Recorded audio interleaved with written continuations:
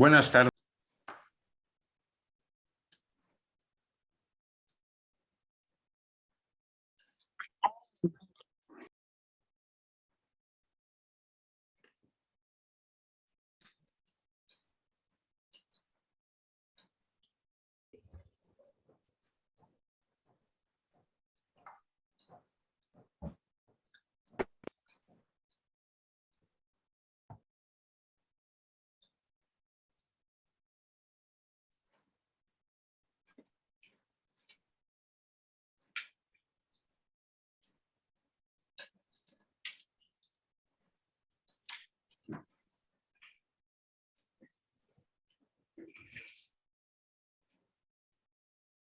Buenas tardes a todo el mundo y bienvenido al Instituto Cervantes en su formato virtual. Espero que pronto podremos reunirnos otra vez físicamente en nuestra institución. Bueno, es un gran placer tener hoy a Manisha Taneja para hablar de un tema que yo pienso que para muchos de nosotros es muy interesante, porque creo que hay bastantes traductores entre nuestros asistentes, y como es el arte de la traducción de 100 años de soledad, ¿no? Ahora le comentaba a Manisha que traducir es realmente un arte, y a veces un arte ingrato, porque uno a veces tiene la sensación de que cuando la traducción sale bien el mérito es del autor y cuando sale mal la culpa es del traductor. Y más, y hablo también por experiencia, traducir entre lenguas distantes, como pueden ser el hindi y el español, es realmente todo un reto, ¿no? Como siempre me gustaría empezar haciendo una presentación un poco más formal de Manisha. Decir que ella es profesora en el Departamento de Germánico y de Estudios Germánicos y Romances de la Universidad de Delhi desde julio de 1997 y que es profesora asociada desde 2002. Antes de eso, ella también enseñó en la Nehru University desde 1995 hasta 1997, dando clases de nivel de grado. Y antes había también enseñado en el Lady Shri Ram College a principiantes. Pero realmente ella se formó en la GNU.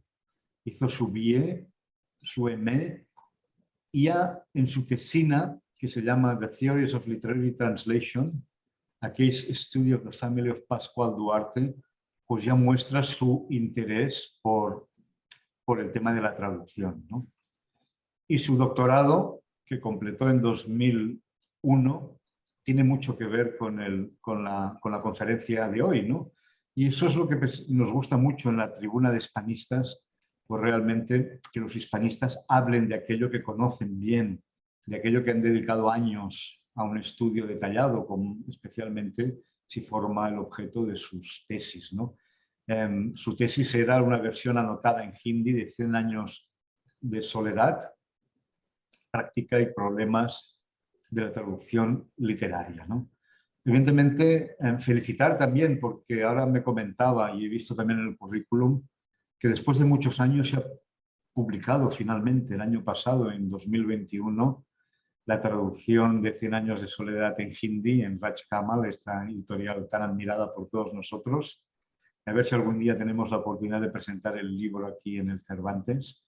No tiene que ser nada fácil traducir a García Márquez, pero lo que me ha sorprendido también al leer su currículum es que Manisha es una traductora profesional, no es solo una profesora de universidad que se dedica a la teoría de la traducción, pero he contado 22 libros traducidos, aparte de cuentos y poemas, ¿no? Y eso es y sobre todo en traducciones comerciales, porque la traducción comercial tiene sus retos, que a veces la traducción académica no tiene, ¿no? Y 22 libros son muchos libros y destaca evidentemente para nosotros libros, en primer lugar, como 100 años de soledad, pero también un libro de una gran autora catalana, Mercè Rodoreda, Mirall Trencat, su traducción al hindi, o la traducción de Pablo Neruda, Confieso que he vivido, ¿no? o también la traducción de la novela de Carmen Martín Gaite, En busca de cobijo. Aparte de otras traducciones, realmente es una obra como traductora profesional muy impresionante, y esto es esencial porque la teoría es la teoría, pero aquel que realmente ha puesto la teoría en práctica y ha traído 22 libros, pues pienso, mucho que decir sobre el arte de la traducción. Y en el arte de la traducción, pues ella va a reflexionar, intuyo, pues sobre su traducción al hindi de la obra de García Márquez, pero seguramente también la traducción al inglés de Gregory Rabassa, y en general sobre los grandes problemas que conlleva traducir un libro como una obra como la de García Márquez a hindi, ¿no? Yo soy de los que creo que tenemos que formar tradiciones de traducción. Es decir, y lo digo porque tenemos, y pienso que la traducción del español al hindi ya lleva bastantes años. O sea, yo no pienso que se pueda traducir bien del día a la mañana, ¿no? Entre lenguas que son muy distantes, ¿no? Y la prueba es el sánscrito. Y no lo digo por las traducciones del sánscrito al español, sino por las traducciones del sánscrito al inglés. Se tardaron prácticamente 150 años en empezar a producirse traducciones mínimamente buenas del sánscrito al inglés, porque faltaba una tradición de traducción. Es decir, por ejemplo, hay muy buenas traducciones del árabe al español, porque tenemos una larga tradición de traducir del árabe o evidentemente del griego y del latín, pero traducir de lenguas que han sido tradicionalmente distantes no se consigue de la noche a la mañana, y realmente es necesario y, por favor, si pueden apagar el micrófono.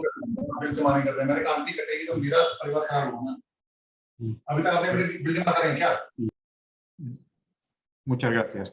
Como decía, no se consigue de la noche a la mañana crear estas tradiciones de traducción dentro de las diferentes lenguas, en donde traducirse porque se aprende uno de otro. Bueno, sin más, muchas gracias, Manisha, por estar aquí con nosotros, y tienes la palabra. Muchas gracias, Oscar, y por esa introducción tan grande. Y la única cosa que quería decir es que la traducción de Miral Trencat al hindi y de Carmen Martín Gaite yo hice con Vijaya. Nosotras las dos hicimos juntas. Y pues, tengo la inspiración de traducción por Vibha, que está aquí, y me ha dado toda la inspiración para hacerlo. Muy bien, muchas gracias. Buenas tardes a todos. Ante todo, yo quería agradecer al Instituto Cervantes por darme esta oportunidad. Especialmente a Oscar y a Martí, que por todo su apoyo durante estas semanas cuando he ido preparando. Un momento.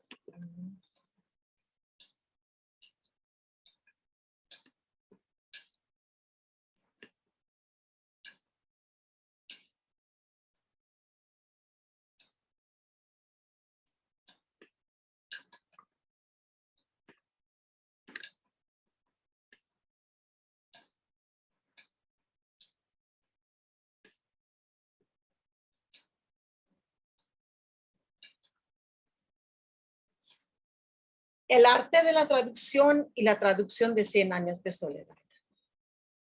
Voy a empezar con una cita de Walter Benjamin. No translation should be possible if its ultimate essence it strove for likeness to the original. For just as the tenor and significance. ¿Se ve algo?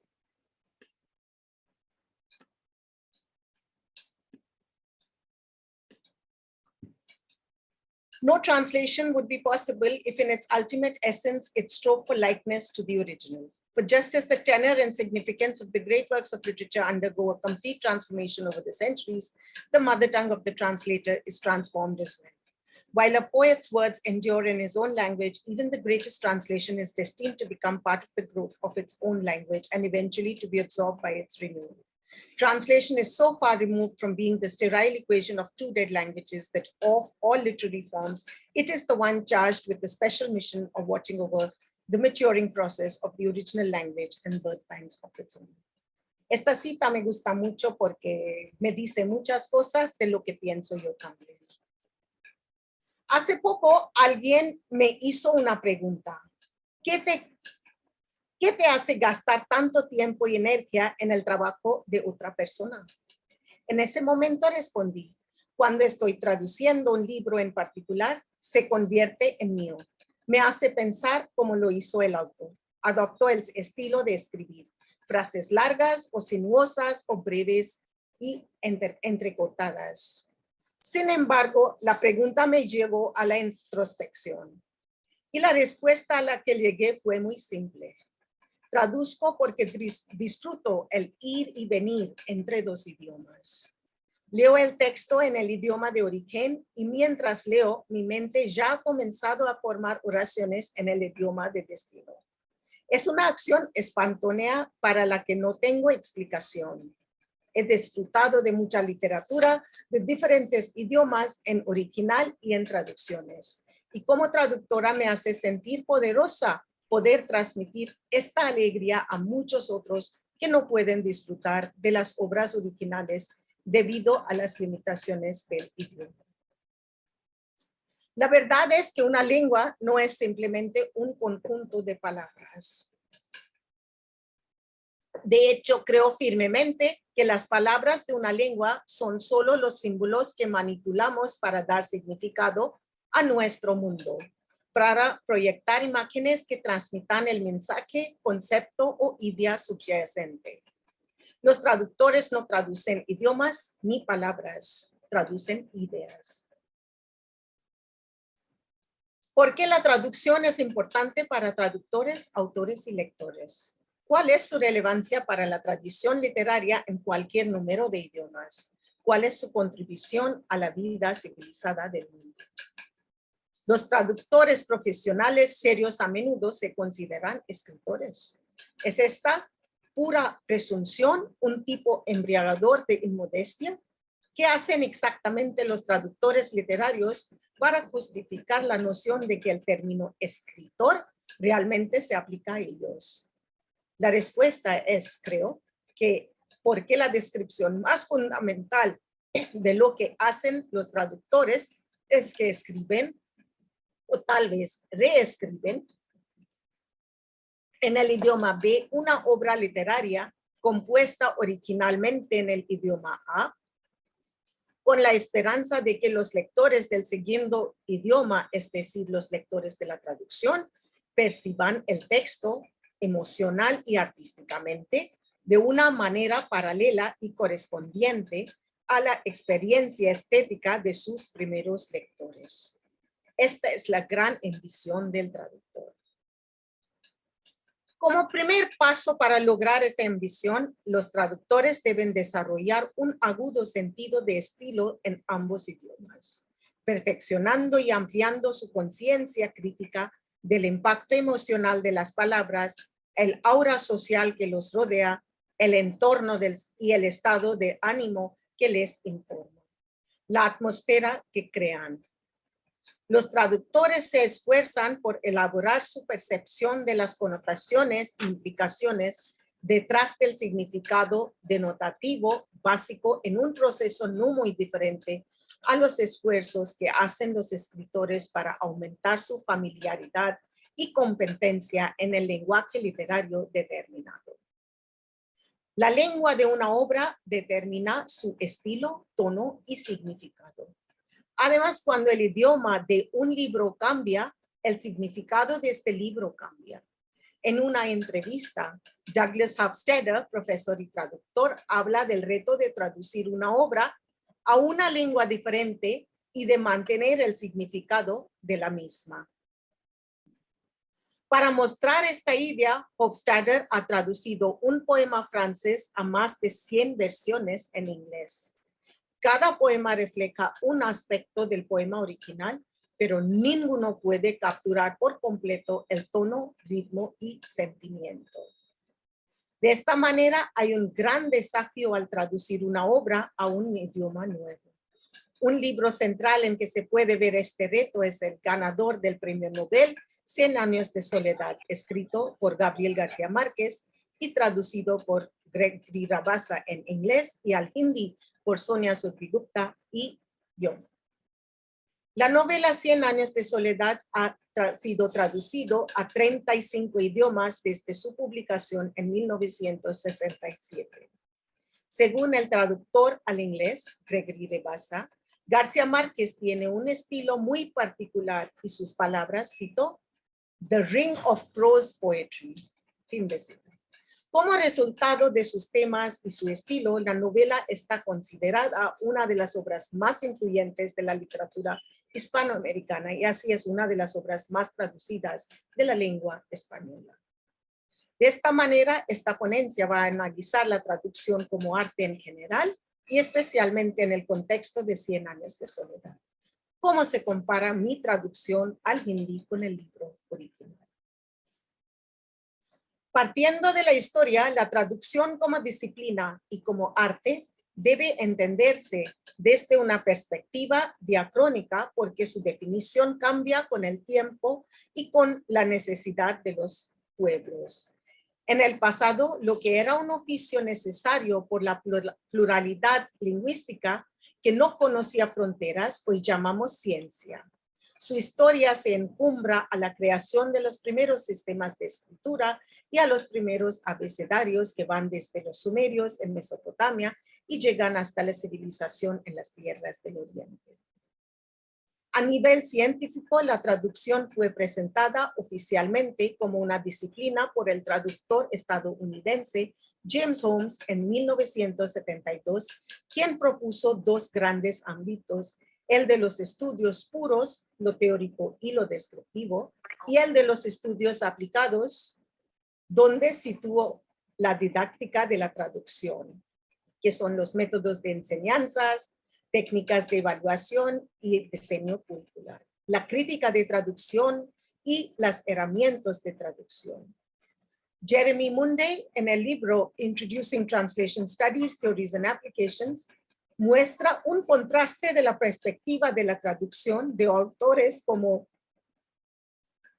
Walter Benjamin, en donde la traducción debe representar una equivalencia formal para alcanzar el lenguaje puro, y como Mary Snell Harvey, para quien debe ser considerada una disciplina independiente que tiene como fin incluir toda clase de textos, desde aquellos que contengan lenguajes para uso especial hasta aquellos con lenguaje literario. Es necesario aclarar que también hubo propósitos discursivos e ideológicos en la traducción. Se utilizó como un mecanismo para difundir ideologías religiosas o nacionalistas sostenidas por instituciones de poder que la acreditaban y enaltecían. En el campo literario, la traducción también ayudó a promover la lectura. Hay una conexión directa entre el proceso de traducción y el de creación literaria. En palabras de Octavio Paz, hay una relación muy estrecha entre la creación y la traducción, ya que éstas se enriquecen mutuamente. Esto nos dio a entender que la traducción brinda modelos de inspiración a los escritores que leen un libro traducido y causa un impacto cultural en la comunidad que recibe la traducción.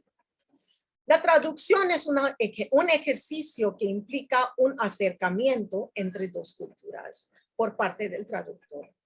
Al traducir una novela extranjera, el traductor se propone acercar los referentes culturales de origen a los de la cultura de llegada para facilitar la comprensión de texto, manteniendo por un lado la fluidez de la lectura en la lengua meta y conservando por lo otro los rasgos propios de la obra original. Existen múltiples formas de llevar esta tarea a cabo, pero la mayoría de las traducciones literarias tienden a posicionarse o bien más cerca de la cultura receptora o bien alejadas de la cultura meta y en proximidad al texto original. El traductólogo Lawrence Venuti fue uno de los primeros teóricos en definir esta teoría. En su libro The Translator's Invisibility, fue donde plasmó por primera vez los términos de domesticación y extranjerización como estrategias traslativas opuestas, si bien ya habían sido abordadas previamente por otros autores bajo denominaciones similares como apropiación, traducción literal o oblicua, equivalencia formal o dinámica, etc. La propuesta de Venuti partía del concepto de la invisibilidad del traductor, es decir, el encubrimiento de la intervención del traductor que hace que los lectores se forjen la ilusión de que están leyendo una obra original y no una traducción. Venuti consideraba que esta era una gran negativa directamente relacionada con la estrategia de domesticación, mediante la cual se reduce todo elemento extranjero al incorporar términos, expresiones y estructuras gramaticales habituales en la lengua meta para provocar en el lector una sensación de transparencia y fluidez. En cambio, la extranjerización, según Venuti, ayuda a promover la diversidad cultural y supone un reto a los valores estéticos de la cultura meta. Al conservar la sintaxis y la semántica propias de la lengua origen, surgen traducciones más abruptas, menos fluidas, pero más fieles y auténticas. Además, el peligro de la domesticación radica en las altas probabilidades de que el traductor acabe alterando el sentido del mensaje, puesto que una vez que se haya modificado libremente el texto, es más fácil caer en la exageración o la omisión de detalles, así como en la transformación de los matices morales, éticos o sexuales. El filósofo y traductor alemán Friedrich Schleiermacher realizó previamente una aproximación a las estrategias domesticadoras y extranjerizantes, expresando el concepto de forma muy similar a Venuti. Y cito, o el traductor deja lo más posible al escritor en reposo y hace al lector moverse en dirección a él, o deja al lector lo más posible en reposo y hace que el escritor se mueva en la dirección de este. Ambas estrategias son válidas e incluso pueden combinarse dentro de una misma traducción. Otros teóricos de la traducción como Eugene Nidan, abogado por la domesticación en pos de una traducción más fluida y menos artificiosa.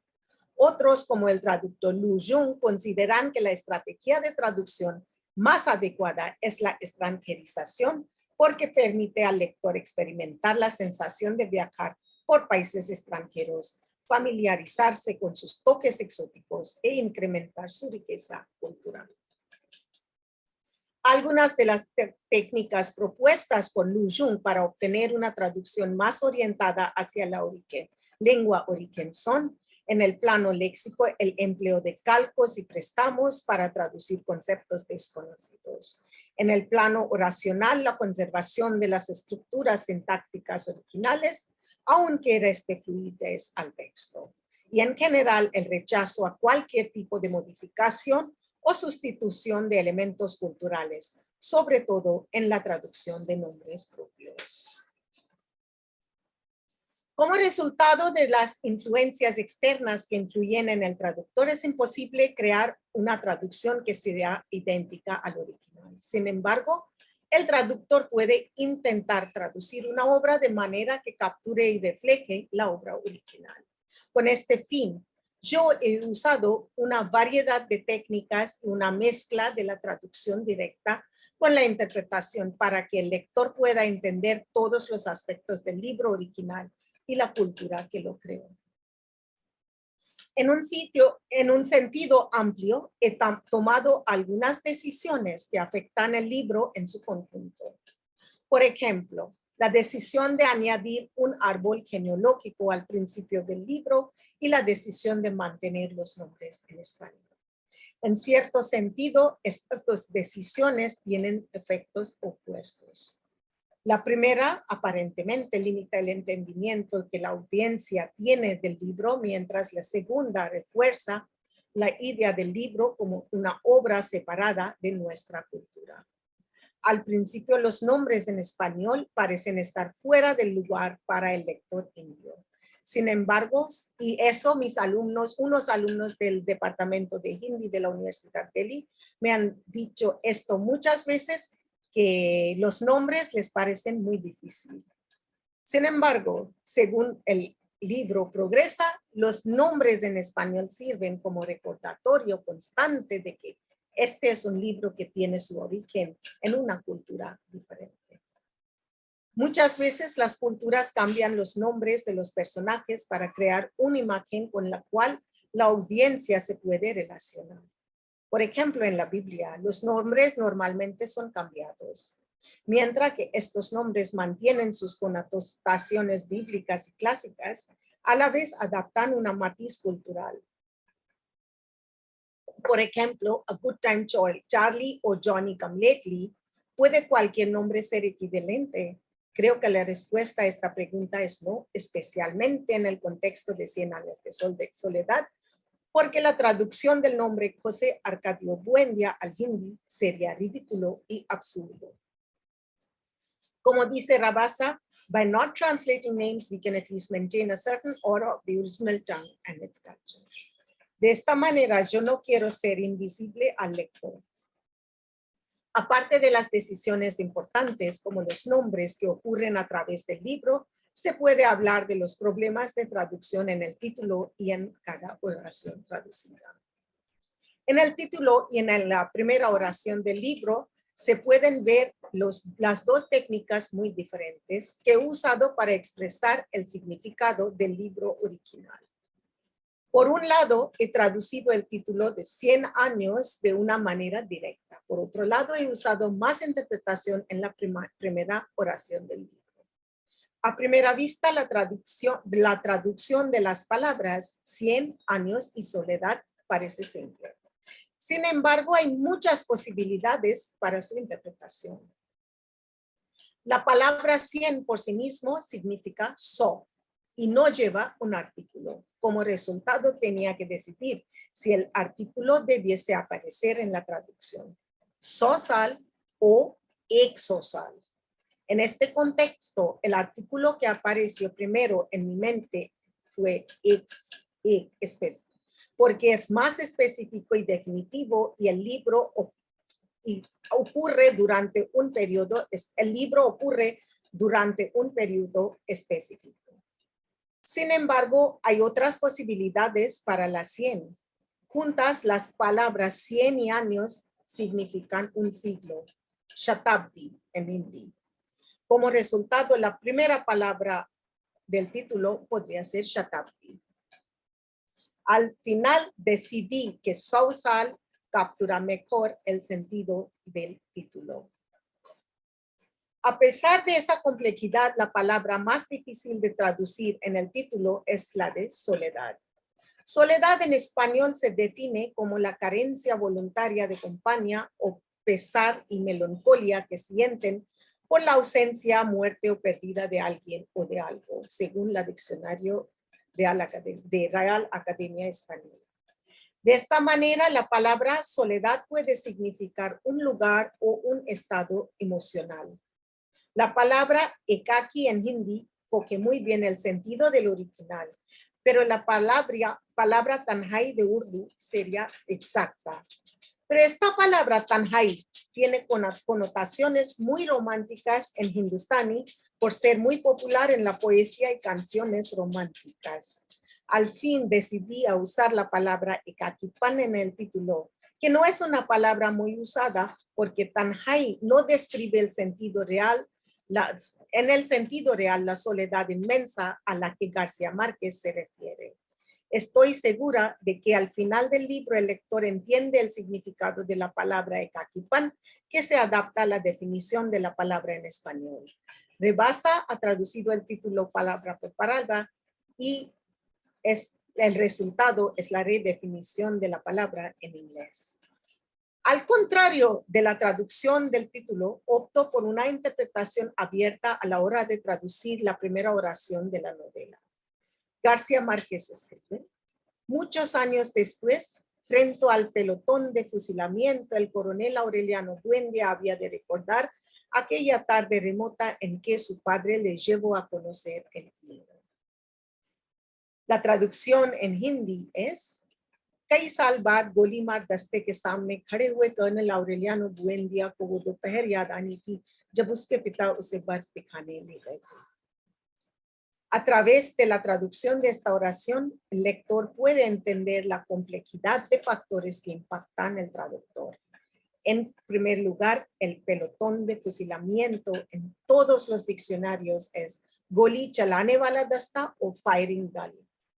Yo he traducido como Golimar Dasta, combinando muchas opciones. Había de puede significar anevaliti o Haití. A mí me parece mejor la palabra anevaliti. Sin embargo, no es una construcción muy común en hindi, pero parece más cercano al original. La próxima palabra de esta oración es recordar, que puede significar Yad Ana o Yad Karna. He seleccionado Yad Ana porque primero expresa una memoria más profunda y también será la voz pasiva, que no se usa mucho en hindi, pero es más cercano al original. Por favorecer la comprensión lectora he usado la estrategia más común, es decir, la domesticación de aquellos términos culturalmente marcados incomprensibles para el lector. De ahí que los naranjos silvestres se traduzca con jangli jalebi ke ped, que una referencia a dulce de guayaba pase a ser amrud ka murabba. Virgen de remedios es Miriam, niños en cruz es cruz que acarca tabiz, y santo almo es Sant Elmo. Aquí la palabra que me causó problemas era monja, y la palabra equivalente en los diccionarios fue matwasini. También pensé mucho en sadvi.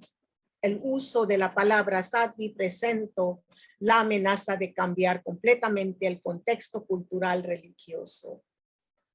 En un trasfondo cristiano, una referencia religiosa como un sadvi parecería extraña. En contexto hindú, la palabra sadvi se usa para aquellas mujeres solteras que renuncian al mundo mundano. La palabra monja puede ser equivalente de sadvi, pero una sadvi no participa activamente en el campo de la educación ni dirige una escuela como hace una monja. Por eso sentimos que sería mejor usar la palabra nun, que es una palabra de inglés. Muchas veces la traducción implica leer las pistas que deja el autor. Por ejemplo, en la página 11 de la novela, el autor refiere a insectos luminosos, que he traducido como Jyotirmay Kire. Habría sido muy fácil usar la palabra Jugnu, que es la palabra equivalente para la palabra luciérnaga en español. Es evidente que el autor no ha usado la palabra deliberadamente. A mi juicio, traducirlo como Jugnu precuraría a las intenciones del autor. Le Greger, un crítico de la traducción, dice que una traducción debería capturar el sabor exótico de una obra. Él señala, a translation from a foreign book should preserve a certain exotic flavor representing the irreducibility of one civilization into the terms of another. Un ejemplo muy interesante de esto es la traducción de saludos que he hecho. Tenía yo la opción de dos palabras para traducir el saludo buenas, namaste o namaskar. La palabra buenas se usa solo para saludar al ver a una persona y no para despedirse. Namaste se puede usar, no se puede usar, namaste se puede usar en los dos casos. Centrando en la opción de extranjerización, pudiera haber usado buenas, y en domesticación la opción perfecta era namaste. Pero para lectores de hindi las dos opciones me parecían incómodas. El lector, por supuesto, habrá entendido el significado de buenas por el contexto, pero seguro que no le sentara bien la palabra. Usar nada más que hubiera sido demasiado domesticación del texto y en el proceso habrá una pérdida del ambiente cultural del texto original. Mi solución era usar el saludo del inglés, hello. Los lectores de Hindi no solo conocen bien esa palabra, pero lo usan normalmente, aunque no es una palabra de Hindi. La extranjerización y la domesticación no deben considerarse como una dicotomía, sino como un continuo. La ventaja de la domesticación es que el cambio de un objeto por otro más familiar puede ayudar al lector a comprender el texto y aumentar la forma en que se ve afectado. La extranjerización puede causar mucho efecto, pero tiene más posibilidades de crear un efecto negativo. Y es menos probable que deje al lector completamente intacto. Podría utilizarse como estratagema de choque. Al usar las convenciones extranjerizantes, el lector se ve forzado a salir de su zona de confort y podría ser usado para reforzar la idea de que está leyendo un texto traducido. La traducción al hindi ha intentado domesticar y extranjerizar el texto a la vez, y eso ha sido posible por el uso de palabras inglesas. No sé si es por el hindi que conozco y hablo, por la influencia de la inglés en mi vida, o por el intento de reproducir un texto que no parezca extranjera, rara, y al mismo tiempo funcione como un puente para los lectores del hindi a la cultura de América Latina. Palabras como nightie, camisa de noche, bracelet para esclava, dressing table, foreman, drum, shift, skirt, champagne, Christmas, surgeon, Chinese checkers, toothbrush, etc.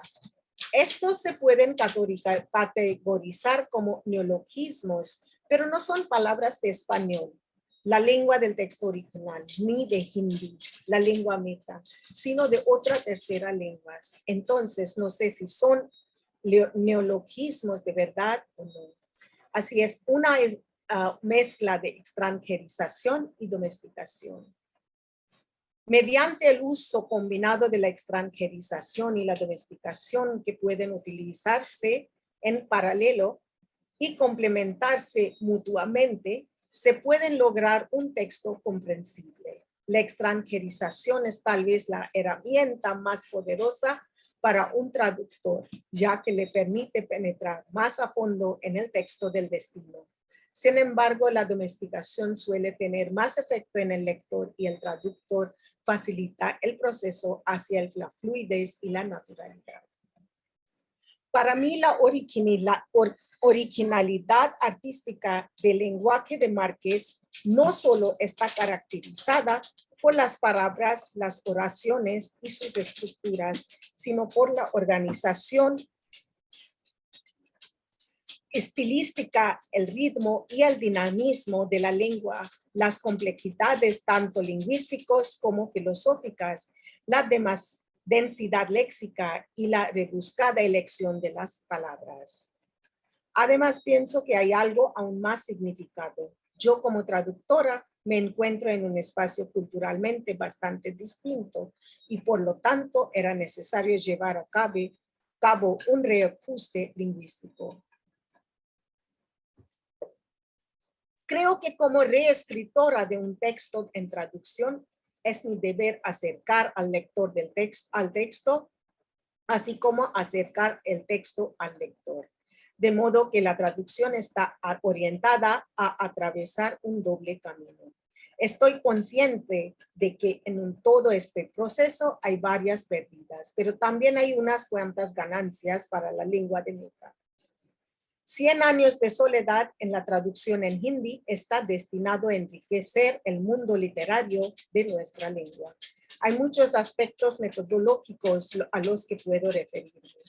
Por ejemplo, los registros lingüísticos. Para crear el mismo afecto que produce el lenguaje de Márquez en el original, era necesario buscar un registro peculiar correspondiente a su modo, sus palabras rebuscadas, su pensamiento filosófico, y sus discursos amorosos, etc. Tuve que transmitirlo todo tal como suena. Los retos de la traducción no se limitan solamente a las palabras, frases y metáforas. Crear el ambiente particular también es una tarea difícil. La llegada de los capitalistas, específicamente Mr. Herbert, un líder de la compañía bananera, lleva a la construcción de una sociedad completamente nueva, con nuevas casas y calles. García Márquez describe el impacto inmenso de la llegada del capital a Macondo con su retrato de un cambio radical de la naturaleza. Ellos cambian la lluvia, el río, las cosechas y como resultado cambian la esencia de Macondo. Esta transformación de Macondo por los capitalistas es uno de los mensajes más importantes y fuertes de la novela. Como traductora tenía el reto de expresar la destrucción de Macondo por el capital norteamericano y de capturar la gravedad del mensaje de García Márquez. Mi intento fue que la traducción capturara la tensión, violencia y tragedia que resultan después de la llegada y la represión de la huelga con que los trabajadores del pueblo se oponían a su propia explotación. Todo el capítulo 15 de la novela es un ejemplo de esa tensión. Yo voy a citar solamente un pasaje, un párrafo. Cito del original primero. Al final de su grito ocurrió algo que no lo produjo espanto, sino una especie de alucinación. El capitán dio la orden de fuego y 14 nidos de ametralladores le respondieron en el acto, pero todo parecía una farsa. Era como si las ametralladoras hubieran estado cargadas con enganifias de pirotecnia, porque se escuchaba su anhelante tableteo y se veían sus escupitajos incandescentes, pero no se percibía la más leve reacción, ni una voz, ni siquiera un suspiro entre la muchedumbre compacta que parecía petrificada por una invulnerabilidad instantánea. De pronto, a un lado de la estación, un grito de muerte descargó el encantamiento. ¡Ay, mi madre! Una fuerza sísmica, un aliento volcánico, un rugido de cataclismo estallaron en el centro de la muchedumbre con una descomunal potencia expansiva. Ahora la traducción. उनके चिल्लाने से भय नहीं बल्कि एक प्रकार का भ्रम फैल गया। कप्तान ने गोली चलाने के आदेश दिए और 14 मशीन गनों ने तत्काल अपना इसका पालन किया। लेकिन वह ऐसा लगा मानो कोई तमाशा हो, मानो उन मशीन गनों ने ढक्कन भरे हो, क्योंकि उनकी हाँफ की खड़खड़ाहट तो सुनाई दे रही थी, उनकी उद्दीप्त चिंगारियां तो दिखाई दे रही थी, लेकिन तात्कालिक क्षण अभेद्यता से सन्न उस भीड़ में कोई प्रतिक्रिया नहीं। एक चीख नहीं, एक आह तक नहीं निकली उस भीड़ से। अचानक स्टेशन के एक कोने से मौत की चीख ने सम्मोहन की चादर फाड़ दी। ओ माँ! एक भूकंपीय आवाज, एक ज्वालामुखी की तरह उगलती सांस और भीड़ के बीच तबाही की दहाड़ सुनाई दी, जिसमें विस्तार की अपार संभावना था। Cada crítico de la traducción tiene una opinión de cómo debería ser la traducción y cómo el traductor debería traducir las palabras de una obra a otra. Sin embargo, todos quieren más o menos la misma cosa, que sea fiel al trabajo original. Muchos dicen que una traducción debería ser un espejo y que un lector debería olvidar que está leyendo una traducción. Otros dicen que una traducción debería ser su propia obra, que debería de mantener el sentido original de la primera versión, pero que debería existir por separado. Recientemente, un señor a quien no conozco, después de leer mi traducción al hindi, me escribió quejándose mucho de las anotaciones en la traducción. Le parecía un horror tenerlas a pie de página porque, según él, estas arruinaban a la lectura, eran como spoilers. Al otro lado, hay lectores que están contentos porque así conocen mejor la novela y su contexto. A veces me parece que el oficio del traductor es improbo y ingrato, como dijo Oscar antes de empezar la charla, porque si no, porque piensan que si es buena traducción es el trabajo del autor. Si no es una buena traducción, es la falta del traductor. Para tener éxito, el traductor tiene que encontrar un equilibrio entre el instinto y la razón. La traducción está llena de elecciones y es una elección muy personal del traductor. Como resultado, el traductor tiene que usar el juicio porque se puede perder el significado de una palabra en la razón. Mientras el traductor puede estar confundido en sus pensamientos durante una traducción. Muchos factores combinan y resuenan en el trabajo del traductor. Estos factores incluyen la palabra, el idioma, el público, el autor original, la editorial y el traductor mismo. Para tener éxito, el traductor tiene que encontrar un equilibrio entre todos sin comprometer el significado de la obra original. Como mencioné antes, esta cuestión del árbol genealógico. En la primera edición del libro y en la mayoría de las que siguieron, no se incluyó el árbol genealógico de la familia Buendia. Por más necesario que resultase para seguir la sucesión de Aurelianos, Úrsulas y Arcadios. Se pensaron que conocer esto por adelante arruinaría la lectura.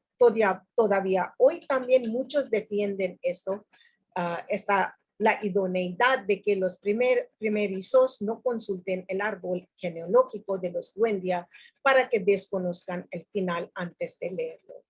El árbol genealógico, según yo, no arruinará la sorpresa porque la sorpresa no es posible. Usted ya sabe cómo acaba 100 años de soledad. Y lo que es mejor, así se goza verdaderamente de esta historia. Se entiende, se sigue mejor la historia con la ayuda de este árbol, el lector de Hindi. Y por eso decidí incorporarlo en mi traducción. Hay muchos ejemplos y puedo hablar mucho de esto, pero antes de concluir quería hablar de una cosa más, el registro, que me presento con muchos problemas y conflictos. La equivalencia del registro tiene aplicación útil en la traducción porque está basado en las relaciones concretas entre las estructuras lingüísticas y sus contextos. Explico esto con un pequeño ejemplo. Otra vez la primera frase de la novela. Muchos años después, frente al pelotón de fusilamiento, el coronel Aureliano Buendia había de recordar aquella tarde remota en que su padre lo llevó a conocer el cielo. कई साल बाद गोली मार दस्ते के सामने खड़े हुए कर्नल Aureliano Buendia को वह दोपहर याद आनी थी जब उसके पिता उसे बर्फ दिखाने ले गए थे. Su padre, उसके पिता. Aquí es donde presenta el problema. Usar unke o usque. Usque es el familiar. Unke es con mucho respeto. Al principio, subconscientemente, por el apego que sentí por este personaje de Aureliano Buendia, yo también usé unke, con mucho respeto. Pero eso sería mi versión. Entonces, el registro en Hindi hay muchos problemas de decidir cómo referirse a un protagonista, a un carácter de la novela. Goethe creía que una literatura se agota y sus recursos se vician si se cierra a las influencias y aportes de otras literaturas. No solo la literatura, sino también el lenguaje en sí prospera a medida que establece conexiones con otros idiomas. El resultado de la infusión lingüística de nuevos medios de expresión es una expansión de vocabulario, potencialidad evocativa y experimentación estructural. En otras palabras, la ampliación de horizontes acompaña a la traducción no afecta solo a los lectores, hablantes y escritores de un idioma, sino a la naturaleza misma del idioma. Cuanto más abarca un idioma, las infusiones y transfusiones de nuevos elementos y giros extraños de la frase, más grande, más enérgico y flexible, se vuelve como expresivo. Lo que puedo decir para concluir es que el traductor es influenciado por varios factores y tiene que incorporar todos estos en su propio estilo para crear una obra que refleje el significado del original y de la cultura que lo produjo. Además, la traducción debe ser entendida por los lectores de un idioma diferente y de una cultura distinta, a través de una mezcla de estilos de traducción que incluyen la traducción directa y la interpretación. He intentado capturar el mensaje dentro del libro original. Una buena traducción consiste en la recreación de un mundo ya creado en la obra original. Una traducción fiel y de calidad es la que busca generar las mismas sensaciones y reacciones que el autor planteó por su lector. Y un buen traductor es que afronta su rol como recreador de mundos. Es eso lo que he intentado en la reconstrucción de 100 años de soledad a Ekakipankesovash, la reproducción de Macondo para un mundo y una cultura diferente a la colombiana. Muchas gracias.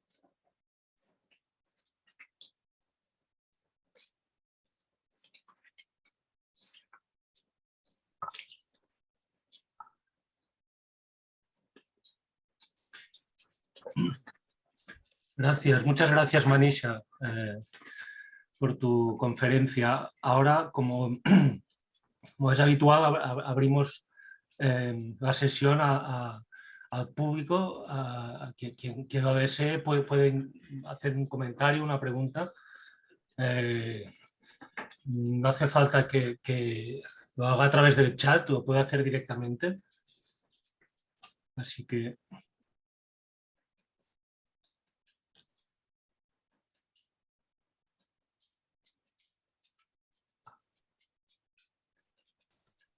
Bueno, si no hay otros compañeros más jóvenes, pues si me permite, Por supuesto. hacer un pequeño comentario. Manisha, estuvo muy bien tu presentación. Muchas gracias. Por supuesto, los detalles que subrayas son verdaderamente elementos muy importantes en toda la tarea de la traducción.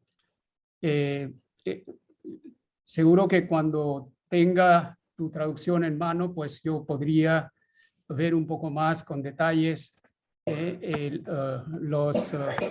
las transformaciones que hayas realizado tú, pues eso sería maravilloso. Los ejemplos que has citado me parecen muy importantes y muy significativos. Solo que cuando hablas de tantos teóricos de la traducción y sus opiniones, ¿no?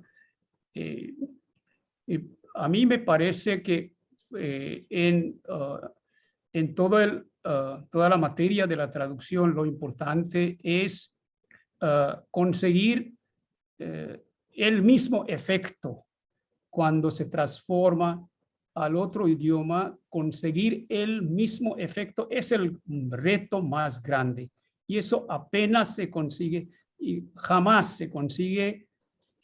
No sea el caso de, no sé si ustedes saben, Octavio Paz, tú lo citaste, comenta sobre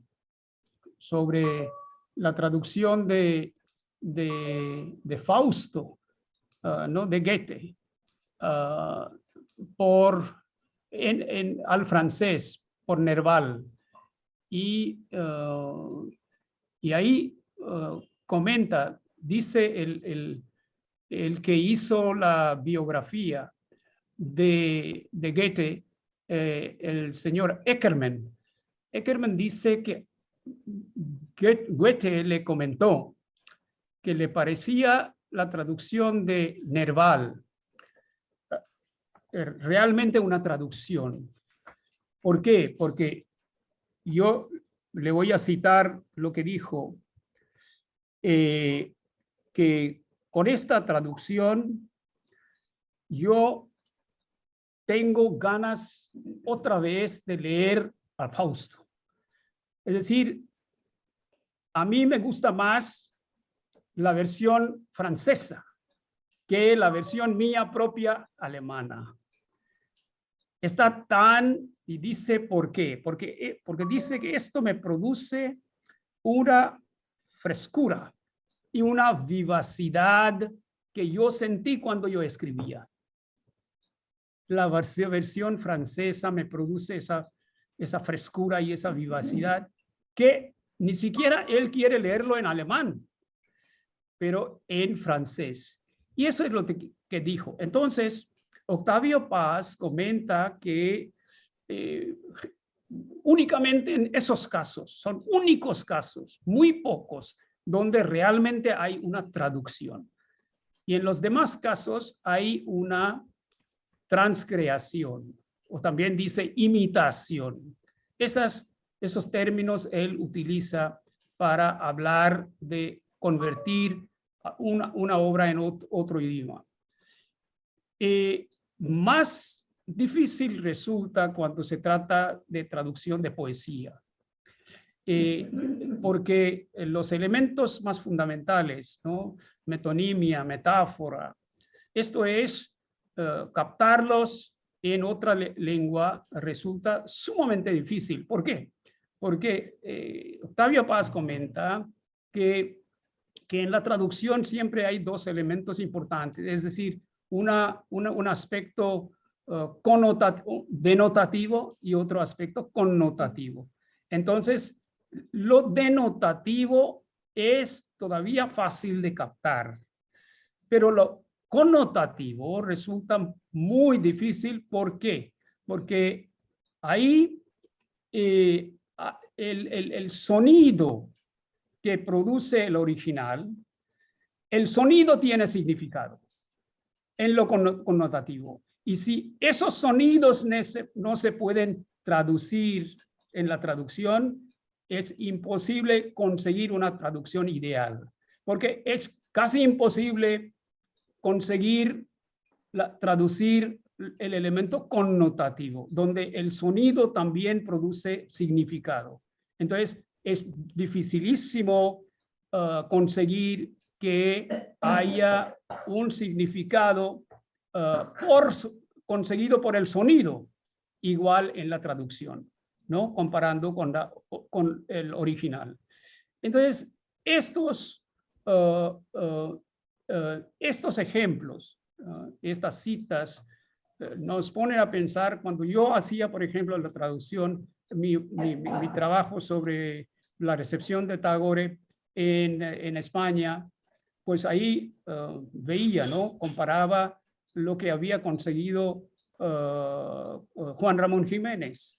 Entonces ahí vi una cosa fundamental, que Tagore desapareció en estos países del occidente, Europa, ¿no? Después de 1920, pero siguió viviendo en España y en América Latina debido a las traducciones de Juan Ramón Jiménez. Y entonces ahí yo no...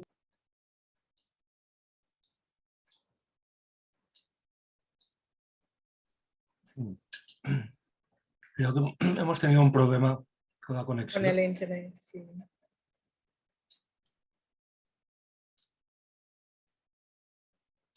Bueno, bueno, mientras tanto, mira, hay una pregunta de Gigani que dice: ¿cuánto tiempo tardó en traducir esta novela? 5 años. 5 años. Bueno, yo quería preguntarte una cosa también. Sí. Bueno, tú que tienes experiencia como traductora, se dice que la traducción, el texto original puede perder sentido, ¿no? en el proceso de la traducción, pero no ocurre a menudo que una traducción mejore el texto original. No sé si te ha ocurrido a ti. Que estés leyendo un texto y traducido y se vea mejor que el texto original. Sí, eso es posible. No creo que con no puedo decir esto con 100 años de soledad, pero con unas novelas que he traducido del inglés a hindi me han dicho que la traducción al hindi ha sido mejor que el original. Eso pasa. A raíz del comentario de Martí, no sé si ahora tenemos un problema con Manisha. ¿También? No, te hemos recuperado, Manisha. Aquí está viva, también. No,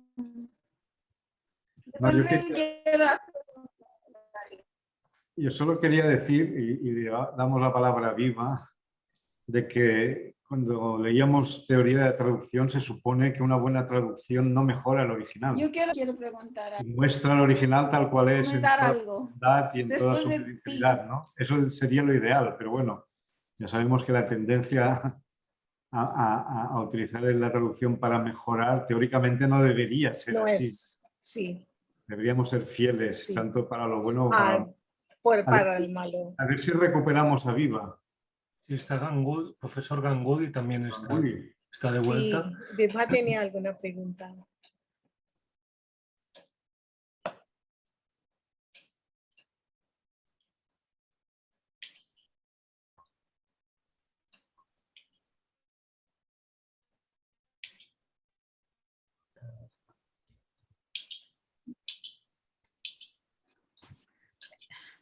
Manisha, Sorry, Viva.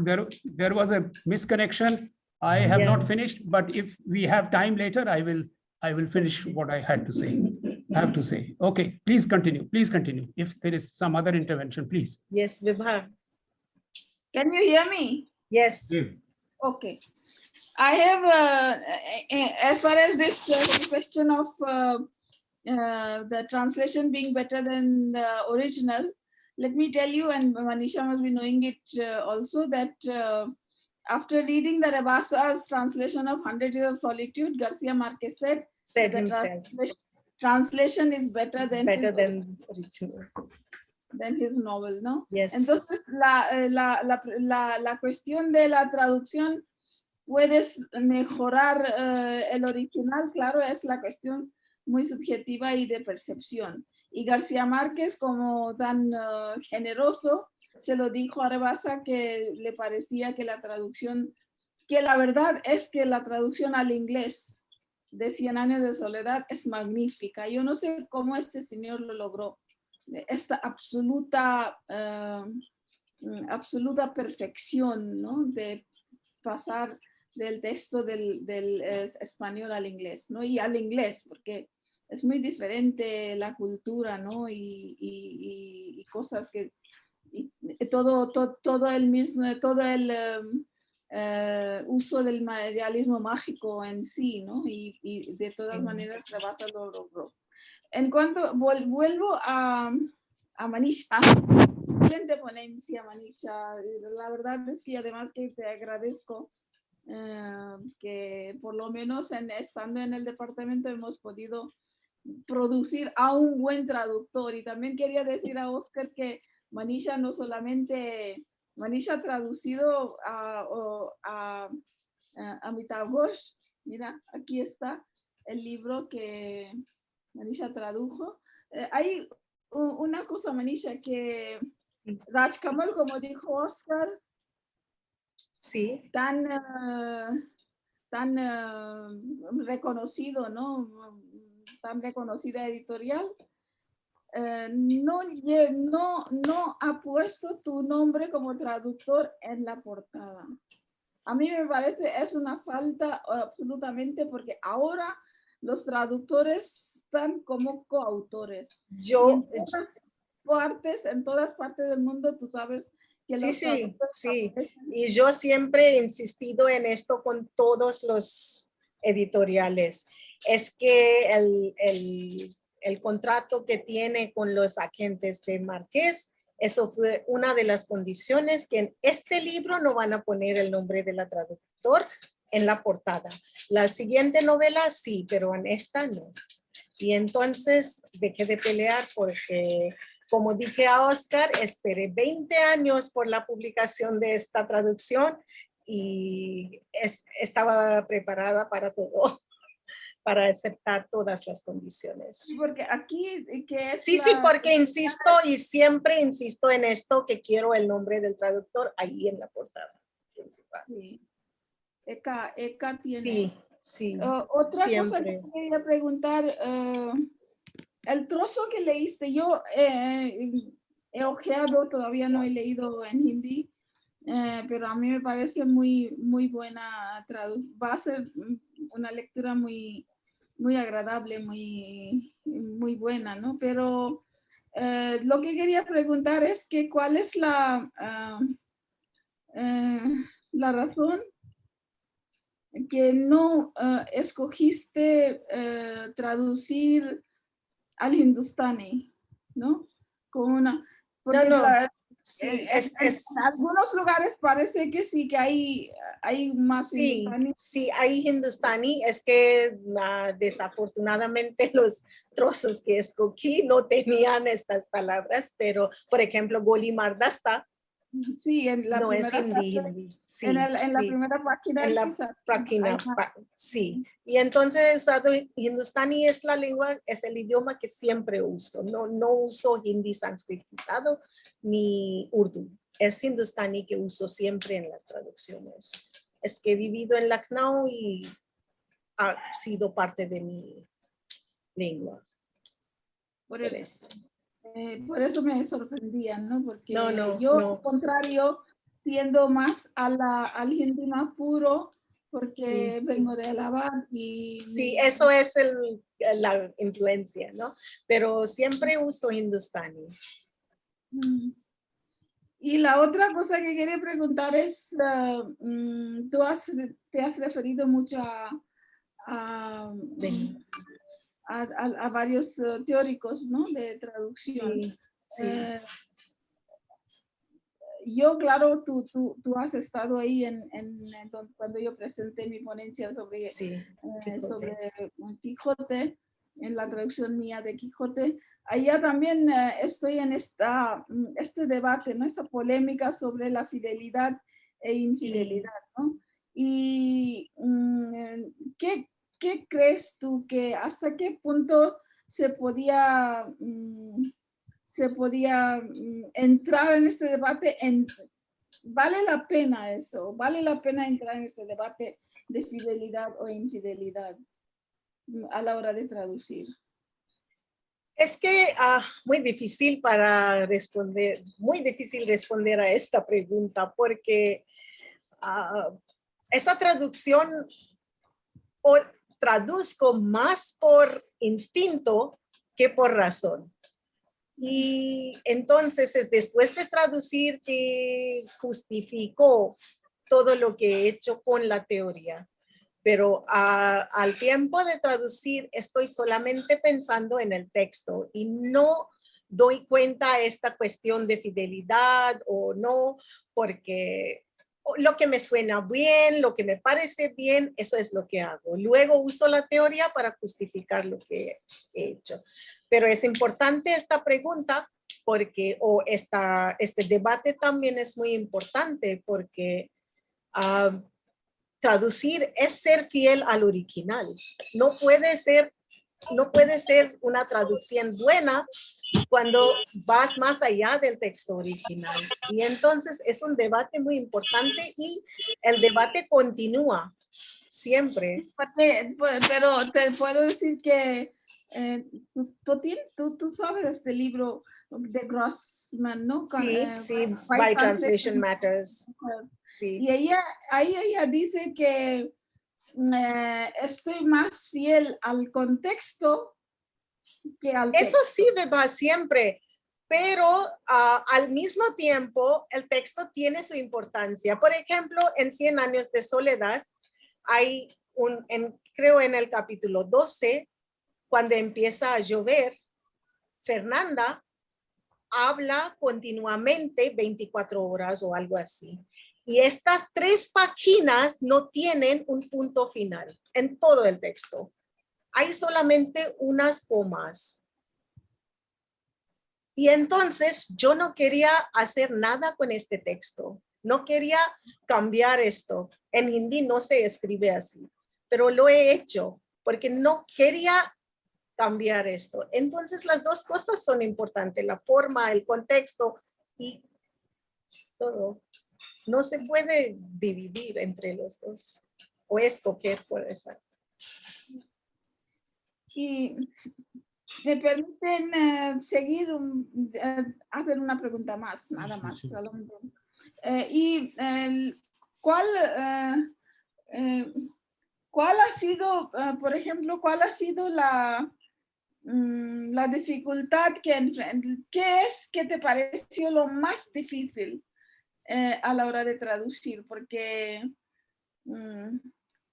no, porque hay cosas que se resuelven fácilmente, pero hay muchísimos lugares donde tú estás estancada y no sabes. Yo, por ejemplo, a la hora de cuando traducía Quijote, eso me parecía, y hasta decía, oh, Cervantes, ¿y por qué tenías que poner eso? No, yo estaba casi como conversando con el Quijote, con Cervantes, y otra vez, y eso.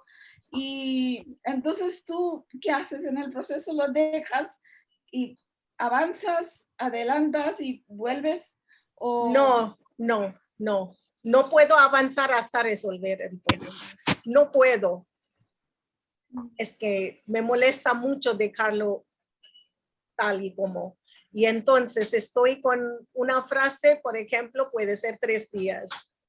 Es el estilo que me pareció muy difícil, capturar el lenguaje, ese tono y ponerlo ahí en hindi. Y muchas veces había frases que no podía, que no me sonaban bien. Y entonces no podía avanzar. No puedo, eso es mi problema, que no puedo hacer, por ejemplo, un borrador o dejarlo así y avanzar. No puedo. Y entonces estoy mucho tiempo con una frase o un párrafo hasta que la tengo bueno, como quería. Y ese es el problema. Pero el estilo es lo que me pareció más difícil. Nada más que el estilo. O capturar ese tono, ese estilo de Márquez, estas frases largas, complicadas, todas. Y eso es lo que he visto cuando he traducido, acabo de traducir Crónica de una muerte anunciada. Igual, con el lenguaje, con el estilo. Me pareció muy difícil. Si puedo añadir una observación muy rápida sobre la fidelidad. Es decir, que Sí. estoy con Manisha en que la traducción tiene que ser fiel, ¿no? Si no se convierte en una versión. Y me gustaría solo recordar aquí, leí hace muchos años un manual clásico de traducción publicado en Gredos por García Hierba. Quizás esté un poco anticuado, pero son 2 tomos muy, muy eruditos. Y al final del manual él da una regla de oro para la traducción, ¿no? Que me parece de sentido común y que está muy bien aplicarla, y dice traducir, o sea, no dejar nada que esté en el texto original y no poner nada que no esté en el texto original, ¿no? Aquí podríamos elucubrar sobre la connotación y lo que no está escrito, pero sin perder de vista el sentido común, seguir simplemente esta regla de oro de no dejar nada que esté en el texto y no añadir nada.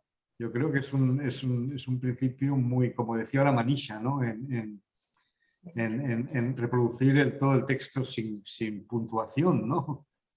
Ahora mismo estoy leyendo a Proust y estoy cotejándole con el original francés, y la traducción española, las frases son tan largas como las del autor francés, ¿no? Y intenta respetar esa... En fin, era solo para añadir una pequeña nota a este debate realmente. Bueno, sobre Sí. el problema, ¿me permiten? Por favor, por favor. Y sobre el problema, perdón que hubo un corte de conexión y no pude continuar.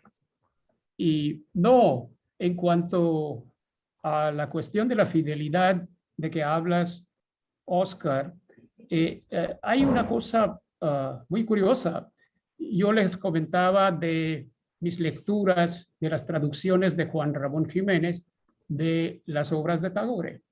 Entonces, en varios poemas, Juan Ramón,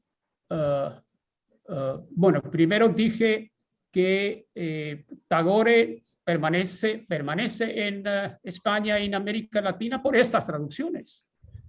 Es decir, y en otras partes de Europa desaparece. Y todas estas traducciones fueron hechas a base de las versiones inglesas, ¿no? Bengalí. Juan Ramón, no, ese es otro aspecto de la traducción. No encontró ningún bengalí. Bueno, pero lo que pasa, y eso es fundamental, al leer la versión de Juan Ramón, donde él no es muy fiel, no mantiene toda fidelidad como por ejemplo se mantiene en la versión de André Gide en francés. Juan Ramón no mantiene esa fidelidad. Cambia los lugares de las palabras, inventa algunas palabras, pero en mi lectura veo que Juan Ramón consigue producir el mismo efecto, lo estoy diciendo una cosa importante, el mismo efecto que la versión original en bengalí. Él no hace de la versión bengalí, pero yo, como siendo bengalí, cuando leo a Juan Ramón, me produce casi el mismo efecto de la versión original del bengalí. Y esto es imprecedente. Esto es fundamental, conseguir el mismo efecto en la traducción. Eso es lo que quería añadir. Sí. Pero cuando Manisha habló de traducir estas frases continuas de 3 páginas y no cambiar, esto es muy importante. Que consiguiera ella hacer la traducción sin las comas o sin los puntos finales y rompiendo las palabras o frases. Y esto es muy importante porque esto también nos da un sentido de la cultura original, escritural, es decir, la cultura escritural del original. Esto nos transfiere, eso es muy importante. Y esto, claro, tendremos que ver al comparar todo si consigue el mismo efecto o no, pero podría ser una meta muy, muy difícil, pero esto lo aprecio mucho ahora que lo diga. Eso es todo, nada más, gracias. Iva, querías añadir algo, ¿no? Creo. Yo solamente quería decir una información, que por ejemplo el Otelo de Shakespeare, traducido el traductor ruso, el primer traductor del siglo X, no sé, del siglo pasado algo, él hizo la traducción en 800 páginas. Él estaba tan entusiasmado con el texto que lo alargó 800 páginas. La traducción de Otelo, y es muy famoso. Esa traducción de Otelo en ruso es muy famoso. No, es que...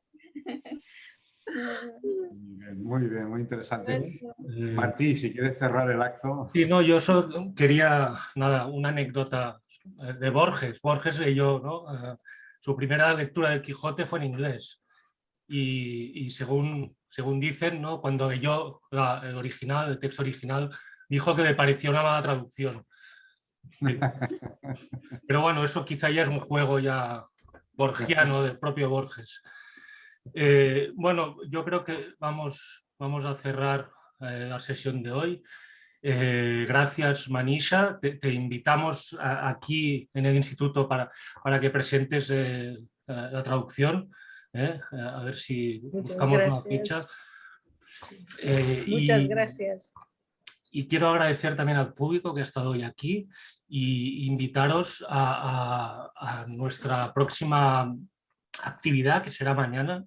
Es una charla dentro de nuestro ciclo de indología mexicana, entre Adrián Muñoz, que es investigador en el Colegio de México, además de, bueno, traductor del inglés y el sánscrito, que será entrevistado por Óscar Pujol en una charla en línea a la que os invitamos mañana a las 7:30. Y en fin, yo creo que eso es todo. Muchas gracias a todos y hasta pronto. Muchas gracias. Gracias, Manisha.